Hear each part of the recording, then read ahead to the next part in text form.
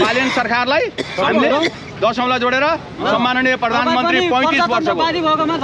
प्रजातन्त्र प्रेमी म पनि बालेन शाह पनि प्रजातन्त्र प्रेमी त्यही भएर त यहाँ बोल्न पाएको छ नत्र लगेर हालिसक्थ्यो उहाँ परडी परिसरमा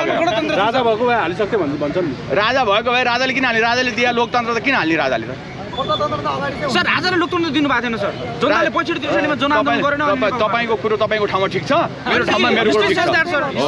नमस्कार राजा आऊ देश बचाऊ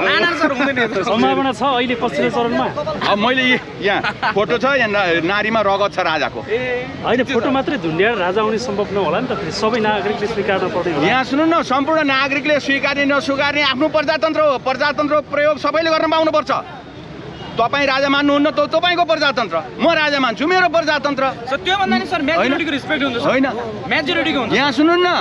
अमेरिकामा डोनाल्ड ट्रम्पलाई मान्यो भने नि ऊ त्यो अमेरिकी राष्ट्रपतिको देशमा बसिहाल्छ नमाने पनि राष्ट्रपतिको देशमा बसिहाल्छ जनताले जिताएको हो नि त सर डोनाल्ड ट्रम्पले त 35 मिलियन पिपलले चाहिँ उहाँलाई भोट गरेर हिजो मात्रै 80 लाख पब्लिकले डोनाल्ड ट्रम्प मुर्दाबाद भनेको छ सत्य त पछि गरेर त इलेक्सन गर्दाखेरि चाहिँ हो यहाँ पनि त्यही हो के समय चेन्ज हुन्छ जहाँ पनि मेजोरिटीको रिस्पेक्ट हुन्छ नेपालमा चाहिँ सम्पूर्ण कुरो